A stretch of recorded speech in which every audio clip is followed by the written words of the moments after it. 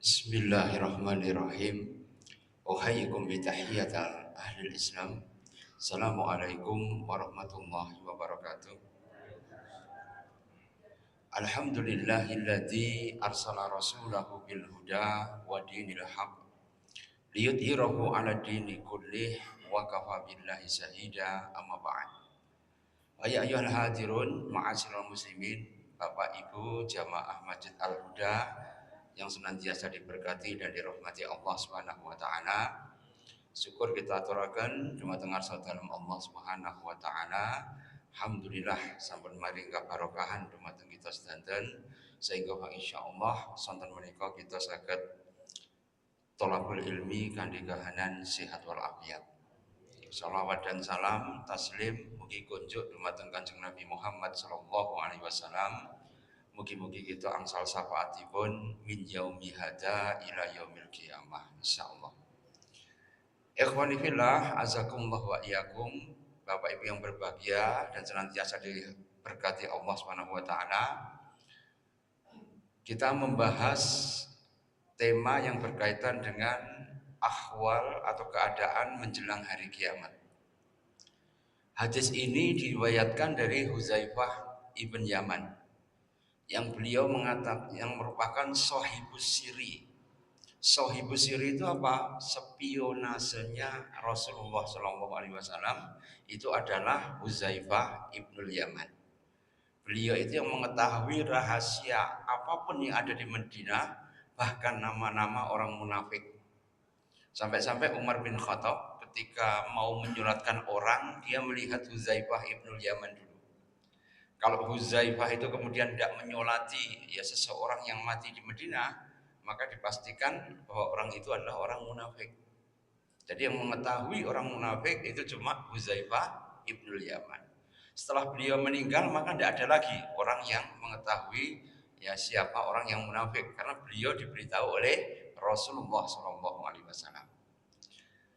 Dalam hadis ini beliau menyatakan yaqulu Rasulullah SAW, ya diriwayatkan oleh Huzaifah ya di mana beliau itu mengatakan kana nasa yas'aluna anil khair wa kuntu as'aluhu anis sar makhafatahu ayyudrikani.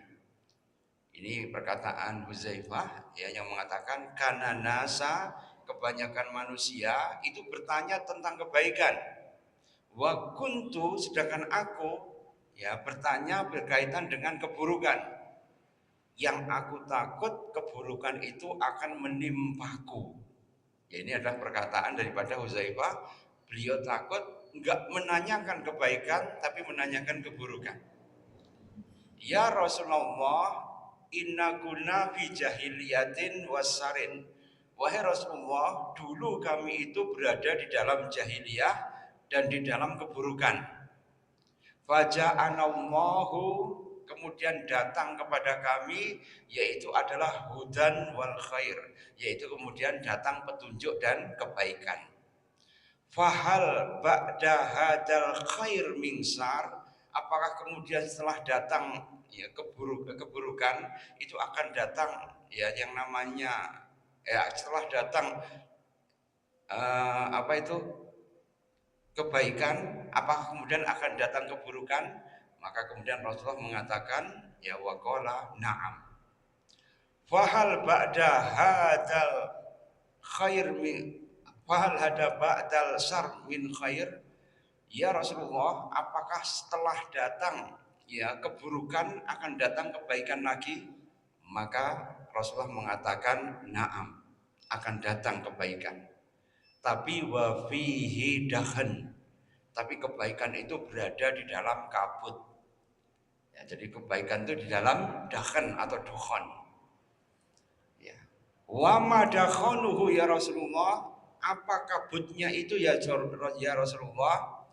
Ya, kemudian Rasulullah mengatakan qaumun yahduna bi ghairi haji wa yastanuna bi ghairi sunnati, yaitu adalah kaum yang menyeru kepada Islam tapi tidak berdasarkan kepada petunjuk Kanjeng Nabi Muhammad SAW, tapi karangane dewi atau kehendak daripada hawa nafsunya. Akhirnya apa? Kebenaran itu dibungkus ya dengan berbagai macam keburukan. Karena itu Allah Subhanahu wa taala mengatakan wala talbisul haqqo bil batil. Jangan mencampurkan antara yang hak dengan yang batil. Sebab yang batil sedikit pun itu akan merusak ya yang hak. Karena itu ikhwani fillah azakumullah wa iyyakum. Kemudian dikatakan lagi fahal ba'da hadal khair mingsar, apakah setelah datang kebaikan yang penuh dengan kabut tadi akan datang keburukan lagi? Maka Rasulullah mengatakan qala na'am, akan datang keburukan. Apa keburukan itu? Rasulullah mengatakan du'atun ila abwabi jahannam, yaitu para dai Islam ya. Tapi dia itu ya menyeru kepada neraka jahanam. Du'atun ala abwabi jahannam, yaitu dai yang menyeru kepada neraka jahanam. Ya, karena itu kemudian Hudzaifah mengatakan, "Sifhum lana ya Rasulullah, beritahu kami sifatnya itu ya Rasulullah." Maka Rasulullah mengatakan hum bil jildatina, maka mereka itu kulitnya sama dengan kulitmu. Wa yatakallamuna bi alsinatina, dan kalau mereka ngomong bahasanya cocok ya dan sesuai dengan budaya kamu, bahasa Arab. Jadi dai yang menyeru pada neraka jahanam itu sifatnya apa? Sama kulitnya dengan ya orang-orang Islam sendiri. Wa yatakallamuna, dan mereka itu berkata ya dengan bahasa Arab juga, tapi menyesatkan, yaitu duat yang menyeru kepada neraka jahanam. Ya, kemudian Hudzaifah mengatakan, ya Rasulullah, idza atrokani zalika, apabila kami menghadapi yang demikian, wa kaifa nasna'u, bagaimana kami harus berbuat? Ya. Maka kemudian Rasulullah mengatakan talzam jama'atul muslimina wa imamihim, maka kamu harus berpegang teguh kepada jamaah Islam dan pemimpinnya. Jamaah wa imamihim. Fa in lam takun jama'atun wala imamun, kalau kemudian tidak ada jamaah atau imam, bagaimana ya Rasulullah? Ya anta auda bi asli sajarotin, maka kamu harus bergantung kepada akar pohon. Hatta yudrikakal mauta wa anta ala zalik, maka kamu tetap bergantung ya pada akar pohon itu sampai kamu menjelang kematian. Seperti tadi. Kalau tidak ada jama'atun wa imamihim. Jadi hadis ini memberikan gambaran pada kita. Yang pertama apa? Nanti setelah datang kebaikan akan datang keburukan. Tapi keburukan itu masih bisa ya diselesaikan dengan tinggalan Kanjeng Nabi Muhammad SAW, yaitu Quran dan Sunnah. Tapi setelah datang keburukan tadi akan datang ya kebaikan. Tapi kebaikan itu terselimut dengan kabut, terselimut dengan syubhat, terselimuti dengan berbagai macam tutupan gisawah, sehingga orang akan mencari kebenaran itu sulit. Contohnya di Indonesia saja ya. Jadi pemerintah Hindia Belanda itu kemudian mengadu domba antara Pasundan dengan Mojopahit. Sampai sekarang ya jenengan lihat di Bandung itu tidak ada jalan Mojopahit, jalan Hayam Wuruk, jalan Gajah Mada, itu tidak ada. Ya pada, karena apa? Ditanamkan kebencian itu jauh-jauh hari. Sedangkan kalau jenengan di Bandung itu kan dipengaruhi oleh dakwahnya Sunan Gunung Jati kan. Sedangkan di Mojopahit, Trawulan itu dipengaruhi oleh ya ulama-ulama Jawa, sama-sama Islamnya. Tapi dendam kesumat yang ditanamkan oleh Belanda itu tidak pernah hilang sama sekali. Karena apa? Kunci untuk bisa menguasai itu adalah kalau mereka bisa memecah belah. Kunci tauhid itu retak kalau mereka itu kemudian meletakkan ukhuwah. Ya, innamal mu'minuna ikhwah. Kalau orang itu beriman itu pasti bersaudara. Karena itu ketika mereka nggak bisa merusak iman, dirusak dulu rasa permusuhannya. Kalau mereka bisa merusak rasa permusuhan, lama-lama mereka bisa merusak imannya tadi. Jenengan tahu ya, Ki Ageng Giring. Ki Ageng Giring itu adalah Ki Ageng yang memberikan kepada Ki Ageng Pemanahan itu degan. Ini deal politik, siapa sing meminum degan maka dia meneruskan kerajaan Pajang, ya benar. Dan untuk mengikat tadi maka kemudian Ki Ageng Giring itu menikahkan anaknya perempuan, ya Niken, ya namanya Niken, ya itu kepada Panembahan Senopati. Dalam rangka apa? Supaya kemudian kalau pewarisan kerajaan ini di dua terah ini, Ki Ageng Giring dan Ki Ageng Pemanah.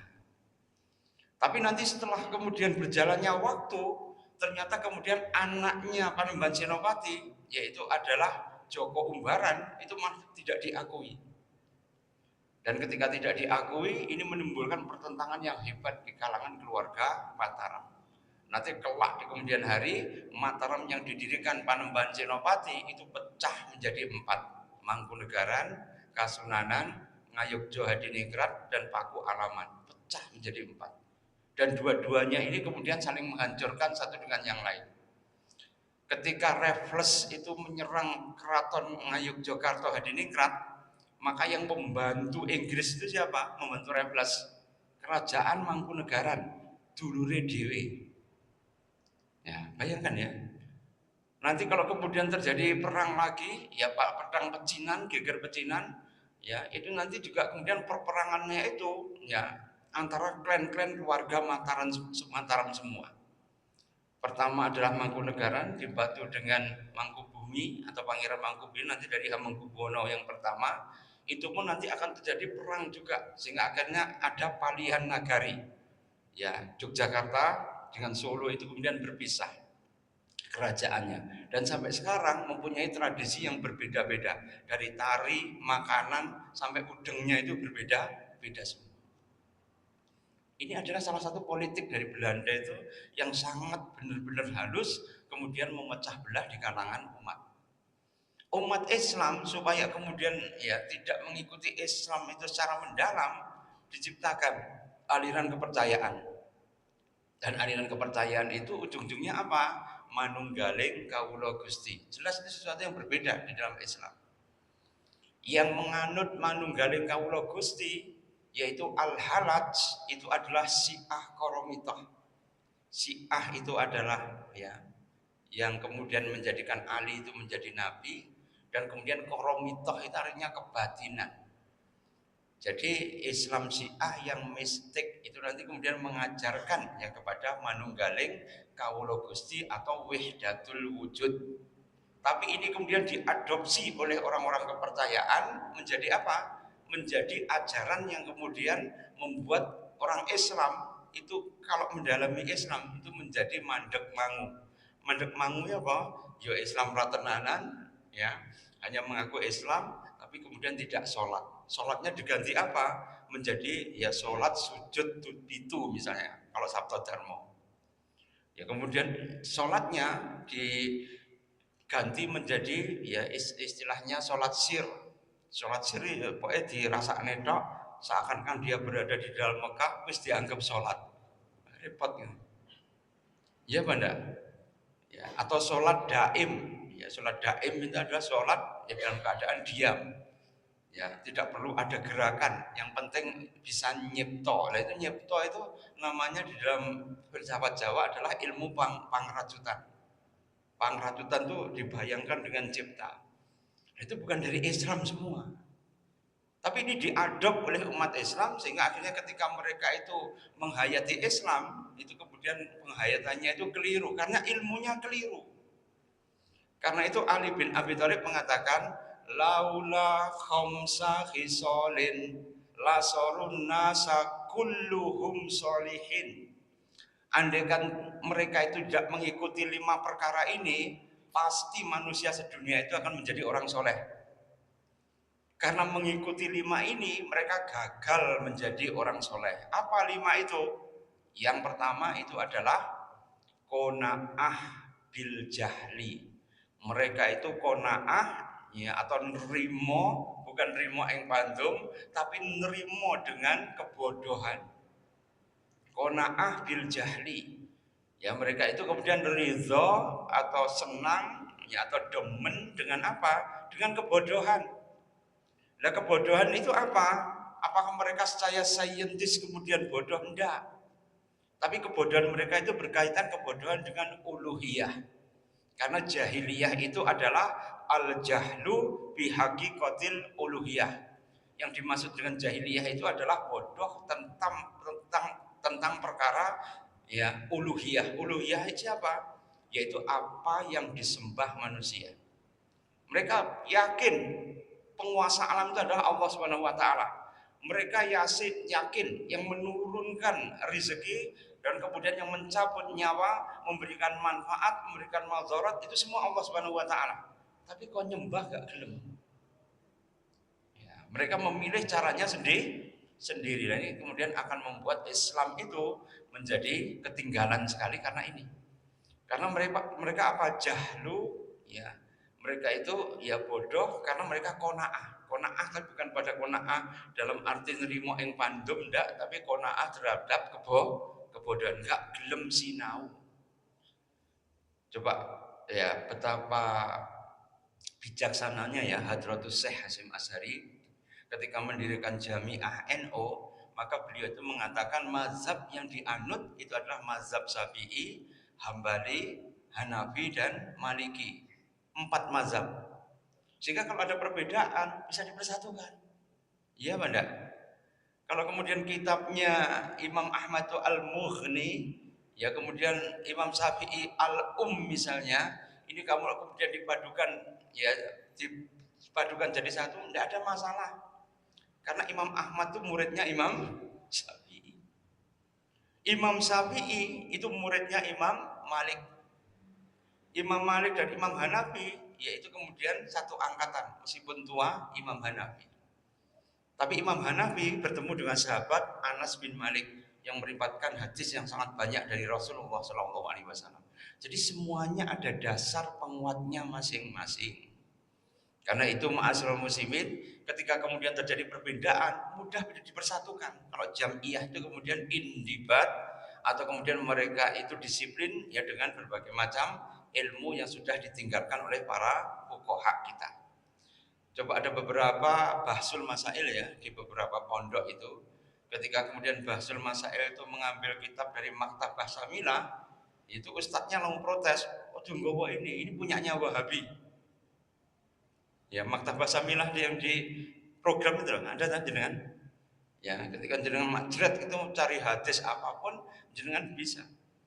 Yang dimaksud Wahabi kan ulama Saudi. Ulama Saudi itu mazhabnya apa? Hambali. Kalau mazhabnya Hambali, kemudian kita Syafi'i, ya, kemudian khuruj, ya, kita keluar ya dari ikhtilaf, ya, caranya bagaimana? Itu lebih mustahab. Caranya ketika kemudian kita melihat ya tasamuh. Tasamuh itu apa? Saling menghormati, selesai. Ya, karena itu kalau kita melihat Imam Syafi'i itu sholatnya kan anteng, ya, anteng, obat 3 kali batal. Tapi kalau kemudian Imam Ahmad bin Hambal itu kadang-kadang ya kiainya benaknya apa itu cubai, ya kadang-kadang kemudian obah saja karena ya bergerak itu tidak membatalkan sholat. Ya kan, ini perbedaan ya kalau khurud minal khilaf itu mustahab. Kita tidak usah mempertentangan antara pendapat satu dengan pendapat yang lain. Kalau Imam Syafi'i itu kalau wudhu dengan kulatain, 2 kula. Tapi imam mazhab yang lainnya itu cukup ya, hanya dengan sebotol aqua atau segelas aqua itu sudah bisa berwudhu. Karena Rasulullah dulu ketika berwudhu itu dibawakan oleh Anas bin Malik itu adalah bejana. Kalau bejana kecil itu berarti kan tidak sampai 2 kolah kan? Iya benar. Dan pendapatnya ini ya, maka kita harus saling menghormati satu dengan yang lain. Karena Imam Syafi'i melihat 2 kulah itu karena di Mesir ya atau kemudian di Irak itu pada waktu itu airnya melimpah semua, jadi tidak kekurangan air. Ya, seperti ini kemudian jangan dipertentangkan, akhirnya apa? Repot. Kayak haji. Haji itu kan jenengan mengikuti Imam Syafi'i, Maka ketika jenengan tuh masuk ya, ke jamaah yang lain, kesenggol dengan wanita, batal sampean. Iya apa enggak? Oh dengan istrinya saja batal. Ya, jenengan nyekeli bojone piye nek tawaf ya. Nyekeli gini kan akhirnya batal juga kan. Akhirnya semua ya, apa itu eh, pemimpin haji yang kemudian ya, ketua-ketua kloter itu biasanya kita intikal mazhab aja. Intikalnya apa? Pindah mazhab. Ya. Karena kalau mazhab Imam Hambali bersentuhan tidak batal. Imam Maliki bersentuhan pokoknya nggak bersahwat tidak batal. Imam Abu Hanifah juga begitu, bersentuhan juga tidak batal. Yang batal cuma Imam Syafi'i saja. Nah, kalau jenengan kemudian kekeh ya menurut pada Imam Syafi'i, kira-kira jenengan bisa ndak hajinya? Amin wudu ketinggalan kereta sampai. Ya mana keluar di barisan tawaf kan sangat sulit. Nah, akhirnya kemudian muncullah yang namanya istilah intikal mazhab, yaitu pindah ke mazhab yang lain. Jadi ala kulli hal kalau kita melihat ya yang penting ketika kita mengamalkan ya sebagaimana kata Imam Syafi'i wa idza afsahu hadis fahuwa madhabi. Kalau jenengan menemukan hadis yang sahih fahuwa madhabi, itulah madhabku. Ya, karena itu ma'asyiral muslimin, ketika kita beramal dengan sesuatu mazhab yang ya sahih, maka jenengan akan merasa itminan nanti. Itminan itu merasa tenang. Dan tidak usah dipertentangkan pendapat satu dengan pendapat yang lain. Karena apa? Kalau nggak punya ilmu, malah bukannya akur, malah tukaran nanti. Ya. Jadilah ya, jangan sampai kita menjadi qanaah bil jahli. Andai kan tidak ada 5 ini, pasti mereka akan menjadi soleh. Qanaah bil jahli lawannya apa? Yaitu adalah rajin untuk belajar, yaitu tolabul ilmi. Kemudian yang kedua, kalau tidak ada 5 ini, manusia pasti akan menjadi orang-orang yang ya, soleh. Yang kedua adalah khirsu ala dunia. Khirsu ala dunia. Mereka itu sangat ambisi terhadap dunia. Ya, karena itu ma'asyiral muslimin, ada penelitian ya, seorang ayah itu meletakkan kitab suci, minuman keras dan buku. Ya, ayahnya berharap kalau dia megang kitab suci jadi ulama. Ya, kalau kemudian mengambil minuman keras, wah jadi preman ini nanti ya. Ya. Tapi kalau kemudian dia mengambil buku, pasti dia akan menjadi tolabul ilmi atau saintis. Itu kemudian dipasang CCTV dalam ruang itu, kemudian anaknya itu disuruh untuk mengambil buku kitab suci, buku pelajaran, apa minuman keras. Setelah anaknya masuk, ternyata kemudian dia itu minum minuman keras, membawa buku dan membawa Al-Quran, kemudian dibawa keluar. Ya. Akhirnya kemudian bapaknya itu, ini anak saya gitu, bakat itu menjadi anggota DPR. Semua diambil semua. Ya Qurannya iya, minuman kerasnya iya, kemudian juga ya ilmunya juga iya. Repot ini. Ya, karena itu asal ini anekdot saja ya, digambarkan itu zaman yang penuh remeng-remeng seperti sekarang ini, maka ketika kemudian orang itu pengen mendapatkan harta dunia, khirsu ala dunia, maka mereka bisa menghalalkan segala cara. Talbisul haqqa bil batili, mencampurkan antara yang hak dengan yang batil. Ya, karena itu kalau orang itu kemudian khirsu ala dunia, ya itu nanti akan membuat orang itu tidak kebagian hasil produksi daripada seluruh alam semesta ini. Bayangkan ya, di Cina itu untuk menghormati para petani yang miskin, di Cina itu kemudian pagi-pagi itu KAI-nya Cina itu sudah buka pintu khususon hanya untuk para pedagang sayur, buah-buahan ya dan hasil bumi. Jadi jam 4, jam 5 itu mereka sudah mau masuk semua, diberikan kereta khusus. Keretanya jembar, bisa ya, menaruh hasil buminya, dan kemudian mereka itu diantarkan tepat jam 7, setengah 7 itu sampai di pasar besarnya, ya di Chongqing, namanya Chongqing. Dari Sichuan ke Chongqing itu kan jauh sekali. Karena Sichuan itu banyak sekali daerah pertanahannya. Maka mereka diberikan akses kereta khusus untuk ya para petani. Sehingga akhirnya apa? Para petaninya itu kemudian pendapatannya meningkat. Kemudian pupuknya itu digratiskan. Nek awake dhewe pupuknya malah dikuasai orang tertentu. Bayangkan ya, dari petrokimia itu pupuk anorganik itu harusnya kan diberikan pada Gapoktan kan. Tapi ternyata dipegang oleh seorang pengusaha. Dan pengusaha ini harusnya memberikan ya, subsidi pupuk itu dengan harga murah, HET. Tapi ternyata harganya itu sudah diundaknya lagi. Kira-kira petani bisa mendapatkan pupuk yang murah apa enggak? Ya, kan melalui satu pintu, dan satu pintu itu pengusaha. Sedangkan kalau di Cina itu digratiskan semua. Ya. Kalau kemarin guru itu dianggap menjadi beban APBN, ya. Bahkan guru honorer itu kemudian gajinya sangat kecil sekali. Tapi kalau di Cina itu gajinya harus lebih tinggi daripada pegawai negeri. Diberikan jatah perumahan, diberikan akses ya ke museum atau perpustakaan itu gratis semua. Dan guru itu diberikan penghargaan tinggi sehingga akhirnya apa? Ya guru itu mendapatkan ya banyak sekali fasilitas sehingga ketika mereka itu kemudian ya mengajari muridnya itu benar-benar dengan dedikasi yang tinggi. Indonesia pernah menerapkan yang namanya sertifikasi. Ketika sertifikasi diberikan, gaji guru meningkat. Sing meningkat bukan muridnya menjadi semakin pinter, tapi kemudian KUA-nya menjadi semakin ramai. Karena gaji tinggi identik dengan wayo. Bahasa Indonesia ya RWT Pak ya. Jadi di tingkatnya sertifikasi bukan menjadi bersyukur, ya malah kemudian ya banyak terjadi perceraian di KUA itu. Kalau di Cina enggak, karena apa? Karena mereka itu kemudian diawasi. Ya, diawasi oleh siapa? Masyarakat. Lah awake dhewe diawasi Gusti Allah.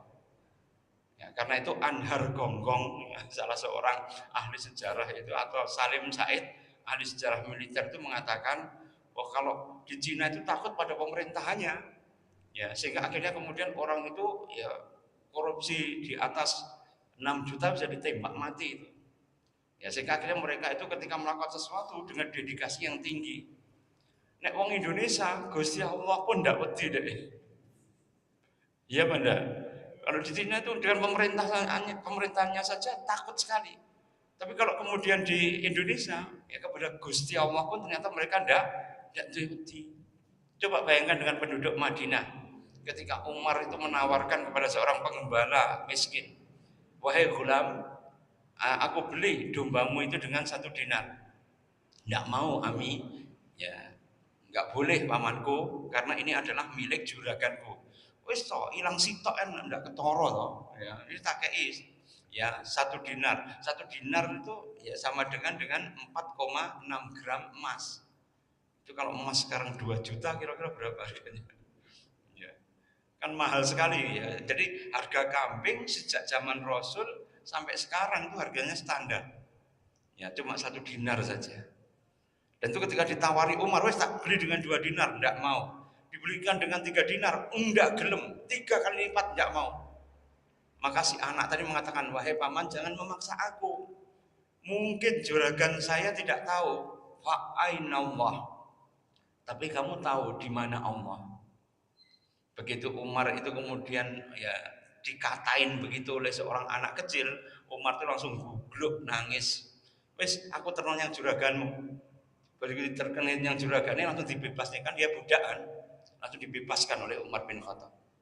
Dibayar berapapun kamu minta, ya akan aku bebaskan. Ya, jadi anak tadi bebas karena apa? Dia tahu tentang posisi Allah Subhanahu wa taala. Muraqabatullah, merasa diawasi oleh Allah. Sehingga zaman dulu kalau ada uang yang jatuh, ya itu kemudian enggak diambil. Dibiarkan begitu saja ya sampai kemudian orang itu mencari barangnya sendiri. Barang rikas itu kan diberikan waktu beberapa bulan kan sampai kemudian diambil oleh orangnya. Dalam Islam seperti itu. Ada seorang ulama ya yang itu disogok oleh Abu Ja'far Al-Mansur, ya, khalifah pertama Umayyah. Dia diberikan sogokan tuh nggak mau, ya, namanya Hatim bin Al-Asam, ya. Hatim Al-Asam itu ya kemudian menolak, ya, diberikan sogokan tadi. Maka kemudian Abu Ja'far Al-Mansur itu memberikan 60.000 dinar. Coba satu dinar sama dengan 4,6 gram emas. Dikalikan 60.000 kira-kira berapa? Ya, ratusan miliar kan? Itu diberikan pada Hatim, tapi beliau tidak mau. Akhirnya diuncal nih di lotengnya. Mbah dijukuk ora dijukuk pokoke duwike wis, ya, tak uncalnya yang loteng. Nah, suatu saat setelah 3 tahun Abu Ja'far Al-Mansur itu kemudian ngindangi lagi, "Wahai Hatim, kamu harus berfatwa sesuai dengan perintahku." Maka Hatim mengatakan, "Enggak, saya berfatwa atas nama Allah dan Rasulnya." Loh, awakmu kan bisa nerima uang. Loh, uang yang mana? Saya tak lemparkan dulu 3 tahun yang lalu. Ya, saya tidak tahu ada uang di situ. Ayo kita samperi bareng-bareng. Maka kemudian Khalifah dengan Hatim itu kemudian mengecek di loteng. Ternyata kemudian sudah, ya, ada rumah laba-labanya. Saking lamanya itu dibuang di loteng tadi. Jadi uang 60.000 dinar, ratusan miliar, itu ternyata kemudian dibiarkan teronggok begitu saja. Kira-kira nek wong saiki dikei sogokan sakmono kira-kira, ya, alhamdulillah. Kalau orang sekarang ya alhamdulillah, tapi ulama dulu itu takut sekali pada Allah Subhanahu wa taala. Ya, innamal mu'minuna alladzina idza dzukirallah wajilat qulubuhum wa idza tuliyat alaihim ayatuhu zadathum imana. Jadi orang yang beriman itu kalau mendengar asma Allah bergetar hatinya. Sehingga Abu Bakar itu kalau kemudian sholat di belakang Rasul, ketika Rasulullah itu Allahu Akbar, takbiratul ikram, maka kemudian dadanya Abu Bakar itu bergemuruh. Bisa didengar oleh jamaah yang lain. Karena apa? Ngempet nangis. Awak dhewe sholat dalam keadaan kesulitan memang ngempet nangis. Karena apa? Ngerasa nih utangnya harus ditagih dep oleh. Tapi kalau Abu Bakar itu nangisnya karena apa? Takut pada Allah Subhanahu wa taala. Sedangkan Abu Bakar itu amalnya wis sundul langit. Coba ketika kemudian ditanyakan siapa yang hari ini memberikan makan pada fakir miskin, itu ada seorang sahabat yang meninggal syahid pada waktu perang Tabuk, ya, kemudian dimakamkan. Maka Abu Bakar itu kemudian malam itu beliau itu tidak tidur, sholat malam dulu, memberikan, ya, santunan kepada fakir miskin, mengunjungi orang sakit, kemudian mengunjungi orang yang luka karena peperangan, kemudian menguburkan jenazahnya dan sebagainya dalam satu malam itu. Maka pagi harinya Rasulullah mengatakan, siapa yang hari ini puasa? Abu Bakar mengatakan saya. Siapa yang hari ini sholat malam? Kabeh sahabat diam saja, ya, kemudian Abu Bakar mengatakan saya. Siapa yang hari ini kemudian mensodakohkan untuk anak-anak yatim dan janda yang ditinggal mati oleh suaminya karena perang? Tidak ada yang menjawab kecuali Abu Bakar, saya ya Rasul. Kemudian siapa yang hari ini taba'atul jenazah? Siapa yang hari ini mengantarkan jenazah untuk kemudian menguburkan, ya, di makbarah muslimah? Maka kemudian sebagian sahabat diam saja, maka yang mengatakan saya ya Rasulullah. Maka Rasulullah mengatakan apabila 4 amalan tadi berkumpul pada seseorang, maka dia disuruh memilih surga yang dia kehendaki sesuai dengan keinginannya. Surga kan ada 8 pintu kan, maka disuruh untuk memilih, ya, surga yang 8 pintu itu memilih dari mana saja terserah, ya, surganya terbuka semua. Ini Abu Bakar. Jadi Abu Bakar sing amale udah mentok itu saja, nek sholat jek nangis. Awake dhewe bukan Abu Bakar, ya, bukan orang alim, ya, bukan ahli zuhud, bukan ahli ibadah. Kadang-kadang sholatnya ya ndang cepet, ya, tidak menghayati sama sekali. Ini bedanya, ya, antara kita itu dengan sahabat yang dulu. Karena apa? Khirsu ala dunia.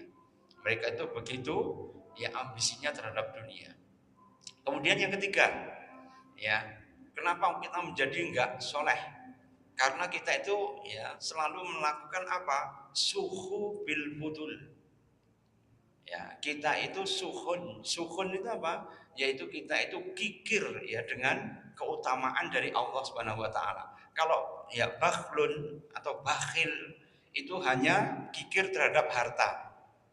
Tapi kalau kikir juga kepada apa? Pemikiran, kemudian tangannya juga kikir, ya ilmu juga kikir, ya bahkan kemudian ya, tempatnya untuk parkir saja tidak boleh. Kikirnya itu sudah multidimensional, itu namanya sukhun. Wa may yukhasuka nafsihi wa ulaika humud humul faizun. Barang siapa yang terhindar dari sifat sukhun, maka dia termasuk orang yang beruntung. Ya, karena itu sukhun ya lain dengan bakhil. Kalau bakhil itu hanya harta saja, kalau sukhun itu semuanya itu dibakhili semua. Ya, karena itu ikhwanillah, maka siapa yang kemudian bakhil dengan nikmat dari Allah, bakhil dengan keutamaan dari Allah Subhanahu wa taala, maka orang itu ya gagal menjadi orang soleh meskipun dia ahli ibadah. Ya. Dia kemudian tidak mau belajar, cuma ibadah tok, maka dia akan menjadi permainan daripada hawa nafsunya saja. Karena apa? Tidak berilmu. Akhirnya jatuhnya apa? Mubalaghah fil amal, berlebih-lebihan dalam amal. Ya, yatahawwanu bil amal, ya tahawur bil amal. Tahawur itu apa? Ngawur di dalam beramal, ya sehingga akhirnya kemudian tidak sampai ya kepada tujuan daripada ibadah itu sendiri. Ya syaratnya amal kan cuma dua saja, surutul amal ya isnain. Jadi syarat dari amal cuma dua. Yang pertama adalah ikhlasulillah, yaitu ikhlas ketika beramal, dan yang kedua yaitu adalah mutabaah. Mutaba'ah itu apa? Itba dumateng Rasul. Cuma itu saja. Jadi jenengan ikhlas tapi nggak pernah itba pada Rasul, ya gagal amalan kita nyampe kepada Allah Subhanahu wa taala. Kita itba tapi tidak ikhlas juga tidak nyampe. Karena itu ya kita itba pada Kanjeng Nabi tapi juga kemudian ikhlas krono Allah Subhanahu wa taala. Maka kalau kemudian kita tidak kikir dengan pemberian Allah Subhanahu wa taala, niscaya kita akan menjadi orang yang soleh. Kemudian yang keempat, ya kenapa kita nggak bisa jadi orang yang soleh? Yaitu kalau kita itu riya bil amal. Kalau kita kemudian riya atau minta perhatian manusia ketika kita beramal. Ya, karena itu Allah mengatakan, pergilah kamu kepada apa yang kamu riakan. Hal indahum jasa, apa kamu mendapatkan balasan dari mereka yang kamu riakan? Jelas tidak. Kita riak ya kepada pejabat. Ya, ketika pejabat itu datang semua, wow kita langsung absen, store muka semua. Ya, ketika kemudian kita sudah berada di situ, ternyata pejabatnya pidatonya suwi, Pak. Ya, sampai ya 5 jam gitu. Tapi kita mengikuti terus. Ya, meskipun kemudian kita kepegelen dan sebagainya. Ya, tapi itu karena apa? Karena sungkan. Dan ketika kemudian kita sungkan yang demikian, ya ujung-ujungnya apa ya? Cuma lelah saja nanti. Ya, tapi kalau kita kemudian mungkin dia mengatakan mbok menawa nek kata hikmah kan begitu ya. Kalau kita mengambil ya sesuatu yang baik dari itu, mungkin kita dapat pahala dari kesabaran kita duduk tadi. Karena itu tarbiyah Islamiyah ya, pendidikan Islam itu adalah mengubah ya yang namanya apa? Cara sudut cara pandang, zawiyah an-nazar. Zawiyah itu adalah sudut, an-nazar itu apa? Cara pandang kita.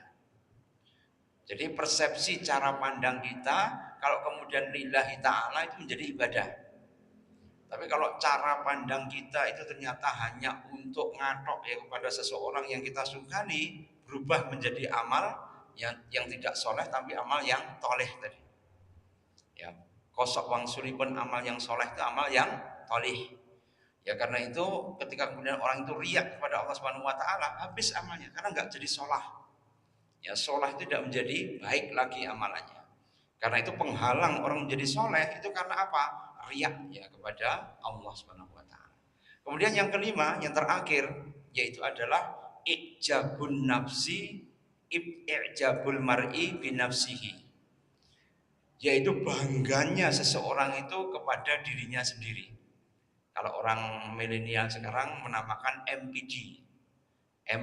NPD itu apa? Narcissistic Personal Disorders. Ya, NPD yaitu adalah orang yang narsis merasa dirinya harus menjadi perhatian seluruh manusia. Kalau manusia itu ya enggak menyapa dia, itu dianggap menghina. Mulanya dulu itu Belanda menjebak kita itu dengan apa? Dengan gelar haji. Dulu gelar haji tidak ada. Coba Rasulullah itu punya gelar haji apa enggak?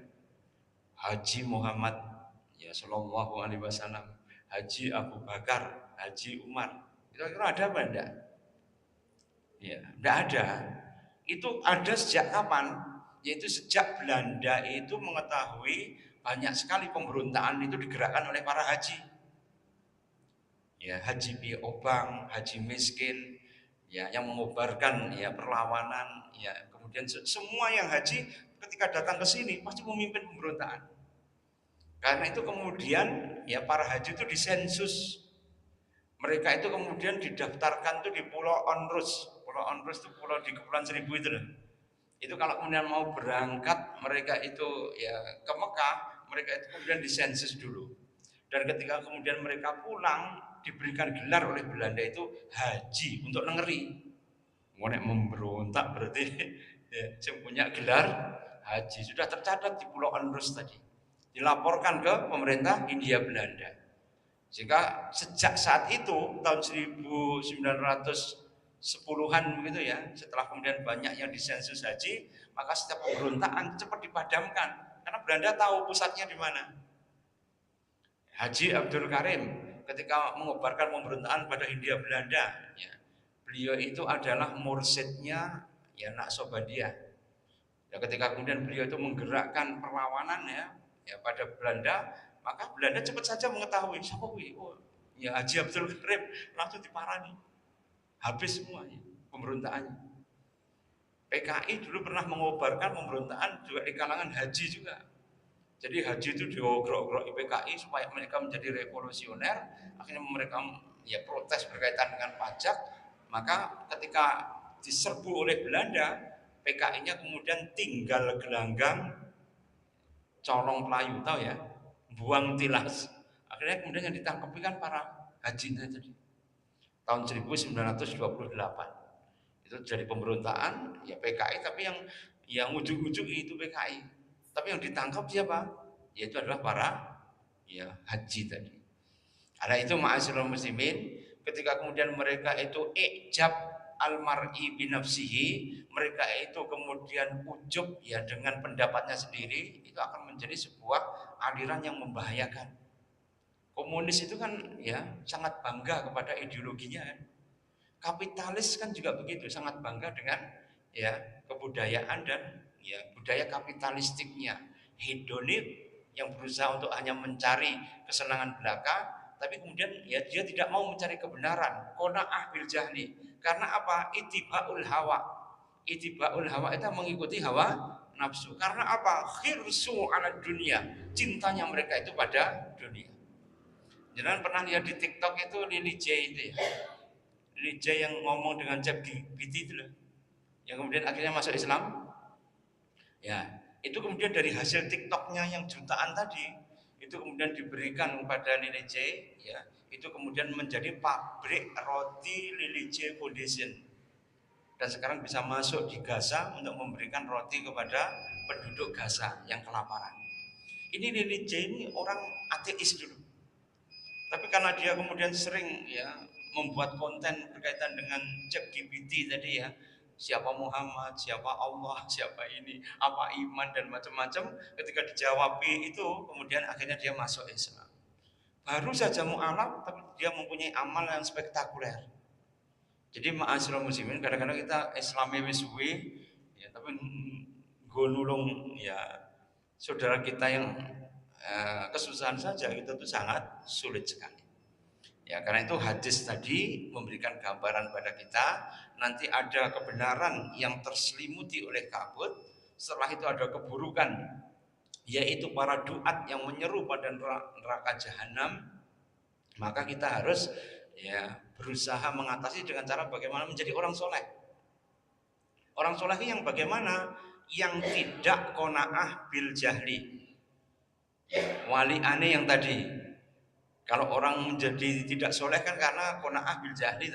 Kalau pengen soleh bagaimana? Ya harus tolabul ilmi. Yang kedua, khirsu ala dunia. Maka kalau kita pengen menghadapi syubhat ya dan syahwat, fitnah yang melanda daripada kaum muslimin pada era akhir zaman, yaitu bagaimana caranya kita kemudian zuhud, berusaha untuk kemudian kita itu tidak terpengaruh oleh dunia. Apa nggak boleh kaya? Sahabat Nabi itu ya semuanya zuhud, tapi mereka itu semuanya konglomerat. Ya, paham ini? 10 sahabat Nabi yang dijamin masuk surga, itu 9 itu konglomerat, kontributor Rasulullah, sedangkan yang satu itu yang miskin. Yang miskin itu siapa? Ali bin Abi Thalib saja. Sedangkan yang lain itu adalah orang kaya semua. Ya, karena itu kalau kita pengen ya khirsu ala dunia bisa kita hilangkan, yaitu zuhud. Zuhud itu apa? Hati-hati terhadap dunia. Tidak mengumpulkan seakan-akan tujuannya hanya untuk dunia semata. Kemudian suhu bil bil fadail, yaitu kemudian kita kikir dengan pemberian dan keutamaan dari Allah, kita merubahnya menjadi apa? Dermawan, menjadi loman. Wala tahqirona minal ma'rufi sayyan. Jangan melenakan ya meskipun amalan itu sederhana sekali. Wattaqullaha walau bisiki tamratin. Bertakwalah meskipun itu hanya separuh kurma saja.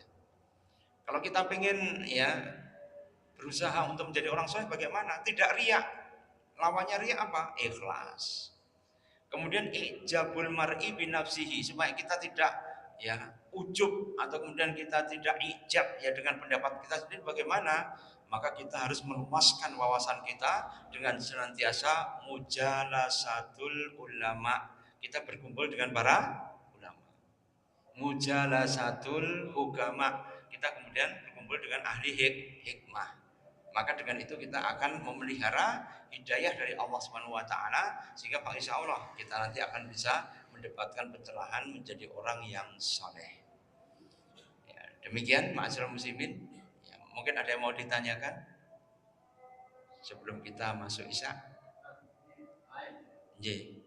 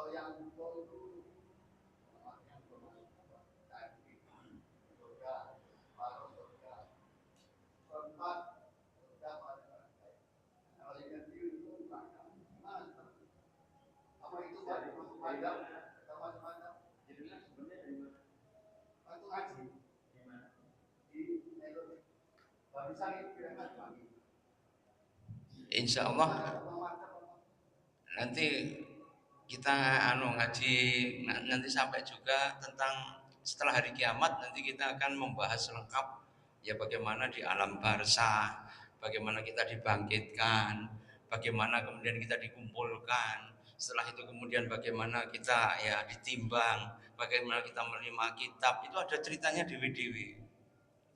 Nah itu nanti supaya jenengan lebih jelas, tidak bingung, ya to be continue aja, ya. Menunggu supaya nanti jenengan tidak bingung.